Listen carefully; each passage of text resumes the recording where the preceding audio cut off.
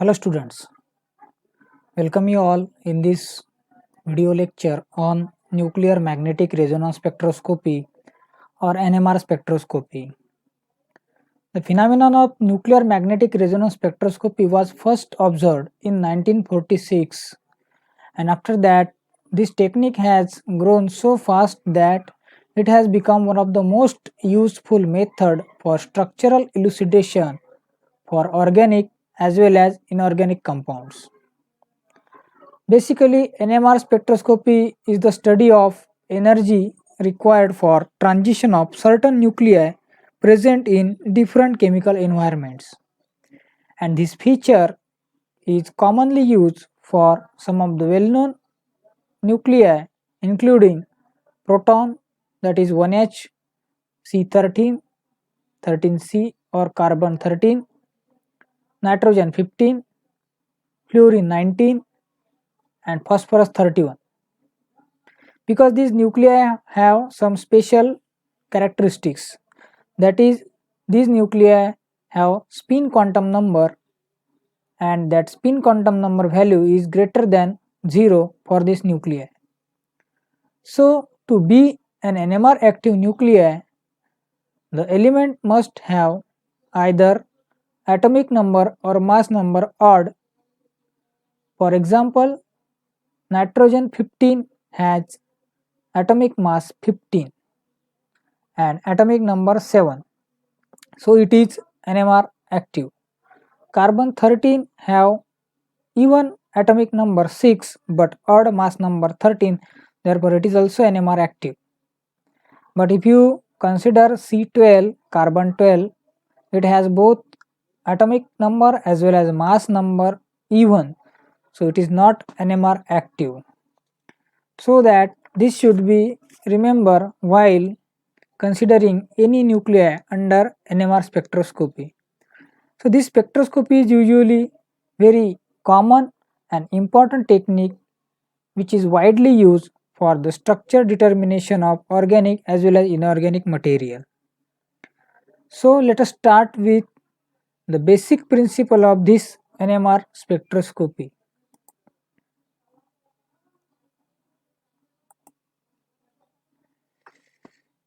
Here you can see that the spin states of nucleus is affected by an applied magnetic field. So we know that nucleus is a positively charged particle and it has spin as well as magnetic moment. So this positively charged nuclei spin around itself as well as around others and generated two types of spins and behave like a tiny bar magnet. When this proton is not or nuclei is not present in any magnetic field, the spin orientation of nucleus is randomly oriented.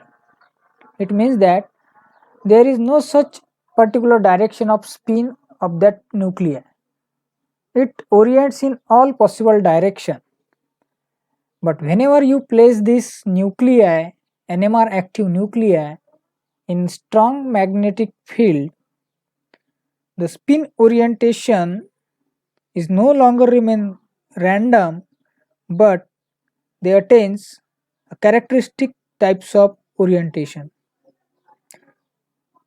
As you know that the spinning of this nuclei is like a top, spinning of top. Therefore, the spinning takes place in two types. Whenever a spin of that particular nuclei and the applied magnetic field direction is parallel, that spin state is of lower energy and that spin state is called as alpha spin state. The another state which is of higher energy where the spinning of that nuclei is against or anti-parallel to external magnetic field. This situation is less stable and hence at higher energy, and alpha spin state is more stable and lower energy. Therefore, this spin state is also known as alpha spin state, and the upper spin state is known as beta spin state. Whenever alpha spin state parallel to the external magnetic field, it has lower energy. So in this way, the nuclei orients into type, and that spinning is known as precessional spinning or precessional frequency. Alignment with the field is more stable and energy has to be supplied to cause the transition. That is, to change the spin state from more stable to less stable alignment against the field, the energy needs to be given and to split the orientation of nucleus. So this is the major basic principle behind this spectroscopy, and this principle is common to all nuclear resonance spectroscopy, either it is C13 or phosphorus 31, fluorine 19. The basic principle is same. When you place that NMR active nuclei in particular external magnetic field, it undergoes into excitation into two spin state, parallel spin known as alpha spin, antiparallel spin is known as beta spin. Antiparallel spin has more energy, parallel spin has lesser energy. So here you can see the energy difference between the two spin states increases with the strength of applied magnetic field. In this diagram you can see that the lower spin state is alpha spin state and upper spin state is beta spin state. At 300 megahertz the gap is very less or less as compared to 600 megahertz. It means that at 7.046 Tesla magnetic field, the splitting of that two spin state is less, and at double power or double magnetic field, that is at 14.092 Tesla, the splitting occurs at higher comparison or higher rate, or the spin states between the two nuclei is more. It means that as the magnetic strength of magnetic field increases, the energy difference between the two spin states increases. So this is the basic difference, and as the magnetic field strength increases, we will get more convenient and sharp spectrum. So what is resonance? When alpha spin state absorbs electromagnetic radiation in radio frequency region, the absorbed energy and the resonance energy of that particular nuclei matches with each other, and the nuclei undergoes into resonance. That phenomenon is known as resonance. Or when beta spin releases some amount of energy which is equivalent to the energy of that particular nuclei, when this both energy matches, then the nuclei undergo into resonance, and at that time the signal appears on NMR machine. So this is the basic principle of resonance spectroscopy. Here the instrument of NMR spectroscopy is given, where you can see that this is the more advanced FT NMR spectrometer, where the magnetic field is held constant and radio frequency can be vary, so that at a time we can run any nuclei NMR spectrum at a time. At a time proton also, or neutron, carbon also, or other NMR active nuclei also. So in this diagram you can see that there are heavy superconducting magnets. Between these magnetic two poles, a sample tube is placed, and around the sample tube the coating is present of helium or nitrogen gas, who, in which tube sample is put. The sample is very less, or taken in milligram amount, and there are different types of machines or detectors which can be used to detect the signals of NMR. So the electrons surrounding a nucleus decreases the effective magnetic field sensed by the nucleus. इसका meaning ये है कि अगर NMR active nuclei के surrounding में अगर electron की density ज़्यादा है, या वहाँ पे कोई इलेक्ट्रॉन डोनेटिंग ग्रुप प्रेजेंट है, तो जो मैग्नेटिक फील्ड रहती है न्यूक्लियस की वो क्या हो जाएंगी, कम हो जाएंगी, और वो जो न्यूक्लियस है वो शील्ड हो जाएगा। ये बहुत ही इम्पोर्टेंट कॉन्सेप्ट है एनएमआर स्पेक्ट्रोस्कोपी का। यहाँ पे आपको समझना है कि कोई अगर एनएमआर एक्टिव न्यूक्लियाई के सराउंडिंग या आजू बाजू में ऐसा कोई ग्रुप है, ऐसा कोई एलिमेंट है कि जो बल्कि है, जिसके पास इलेक्ट्रॉन है या इलेक्ट्रॉन डोनेटिंग है, या वो उस इलेक्ट्रॉन की डेंसिटी बढ़ा रहा है, तो वहाँ पे वो जो एनएमआर एक्टिव न्यूक्लियाई है उसके पास इलेक्ट्रॉन डेंसिटी बढ़ जाती है। उसकी वजह से उसकी स्पिन लो हो जाएंगी, और जो मैग्नेटिक फील्ड जो जनरेट होनी है वो कम होगी, क्योंकि वो शील्ड हो जाएगा।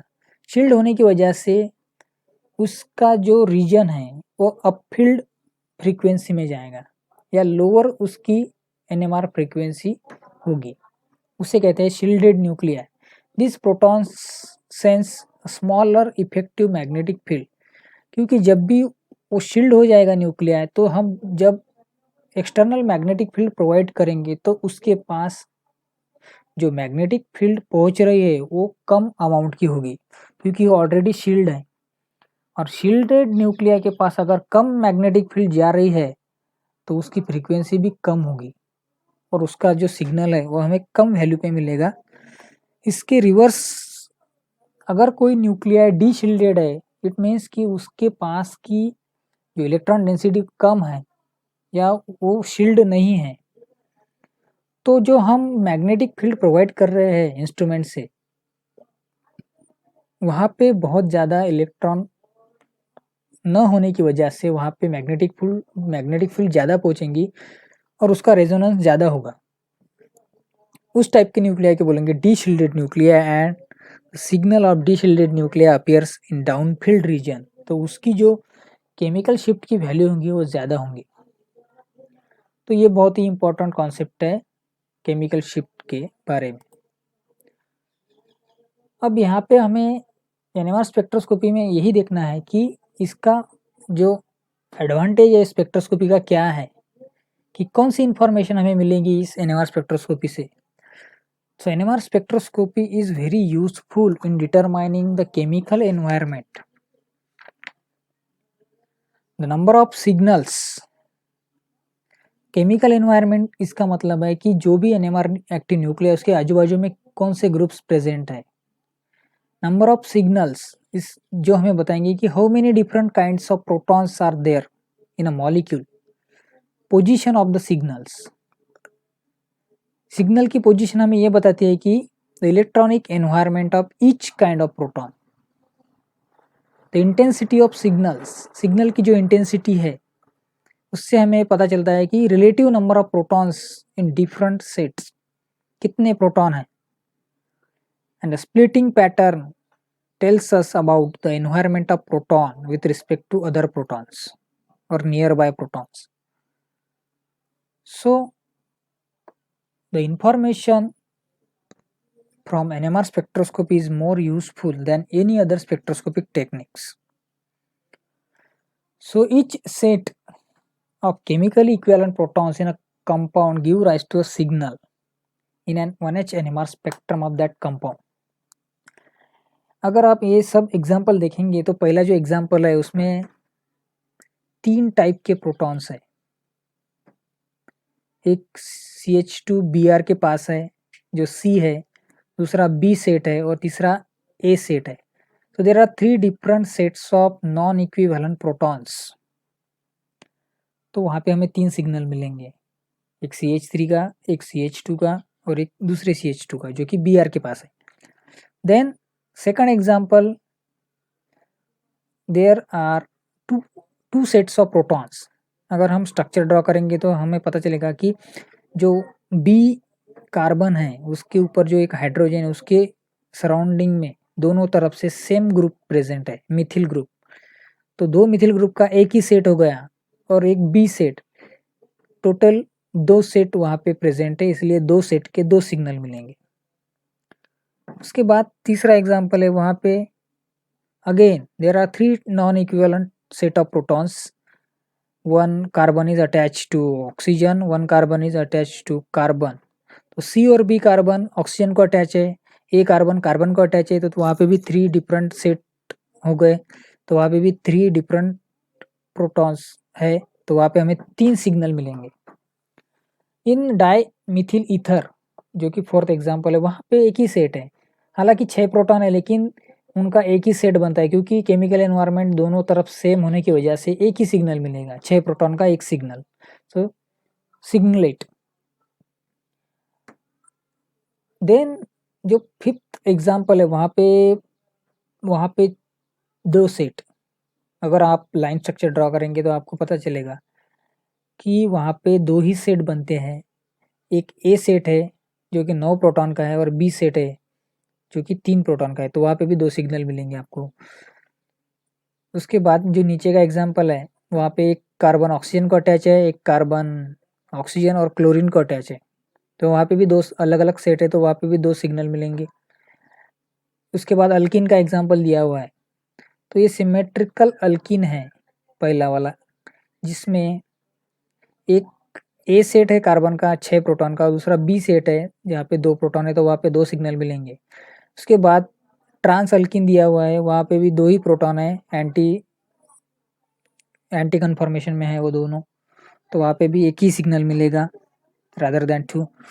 In benzene all 6 protons are equivalent and you will get 1 signal only. In nitrobenzene, अब नाइट्रो ग्रुप के विथ रिस्पेक्ट टू दोनों तरफ से C और यहाँ इन दोनों तरफ से C प्रोटॉन का सेट है एक, उसके नीचे A प्रोटॉन का सेट है और उसके नीचे B प्रोटॉन का सेट है, तो टोटल वहाँ पे 3 सेट हो गए NO के बाजू के C, A और B। So 3 signals will be appear in NMR spectrum।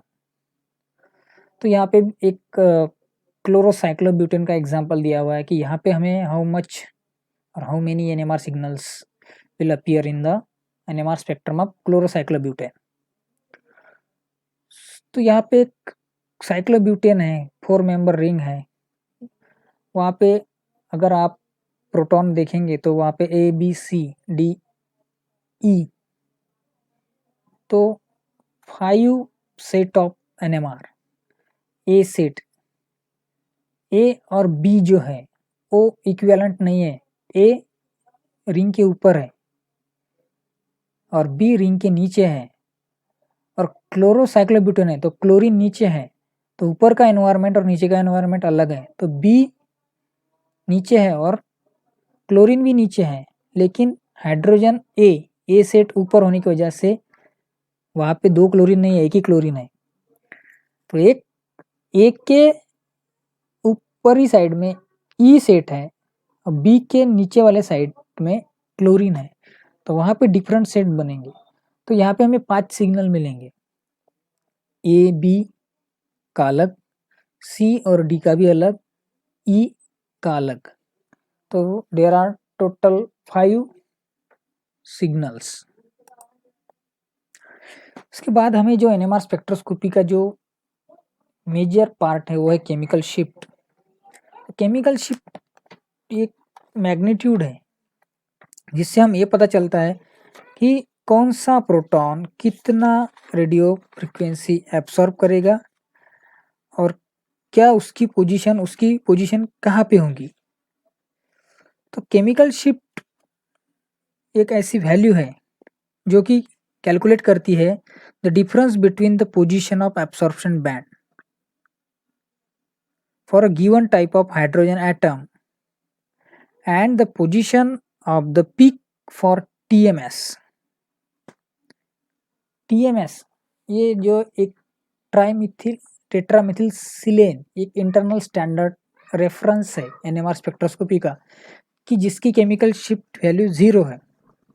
तो उसका रेफरेंस लेके हम बाकी प्रोटॉन्स की NMR value chemical shift value हम कैलकुलेट करते हैं। क्योंकि टेट्रामिथिल सिलेन की केमिकल शिफ्ट वैल्यू 0 है तो वहाँ से हम जब स्टार्ट करते हैं तो वो रेफरेंस पॉइंट है, वहाँ से हम बाकी प्रोटॉन के सिग्नल की केमिकल शिफ्ट हम कैलकुलेट करते हैं।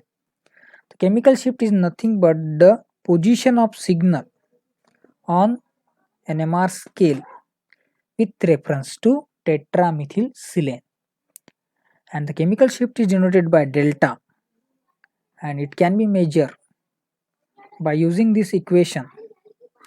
Delta is equal to distance from TMS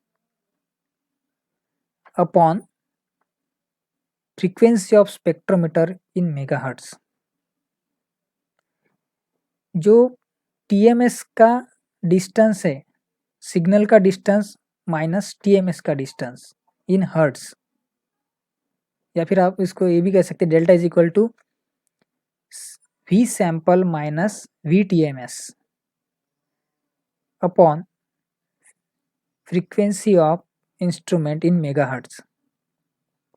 for example मानो कि अगर सैंपल है मेरे पास कोई, उसकी जो फ्रीक्वेंसी है वो है 176 हर्ट्ज माइनस TMS की जो फ्रीक्वेंसी रहती है वो 0। सो 176 माइनस 0 176 डिवाइडेड बाय अब ऑपरेटिंग फ्रीक्वेंसी है स्पेक्ट्रोस्कोपी की मेरे पास 60 मेगाहर्ट्ज। तो 176 अपॉन 60 मेगाहर्ट्ज, तो उसकी जो वैल्यू आएंगी वो आएंगी 2.93, और 2.93 ये जो है वो है chemical shift, that is delta which is measured in ppm parts per million. So in this way chemical shift can be calculated. Here you can see the typical NMR spectrum of 1-bromo-2,2-dimethyl-propane, representation of NMR spectra। तो represent कैसे करेंगे, ये जो x axis है नीचे वाला axis उस पर रहती है फ्रिक्वेंसी ppm में, और ये है हाइट ऑफ प्रोटॉन या हाइट ऑफ सिग्नल। तो ये 0 पे यहाँ पे TMS का सिग्नल दिया हुआ है, TMS सिग्नल एट 0। देन अब जैसे जैसे केमिकल शिफ्ट बढ़ेंगी वैसे वैसे सिग्नल की स्प्लिटिंग हो जाएगी।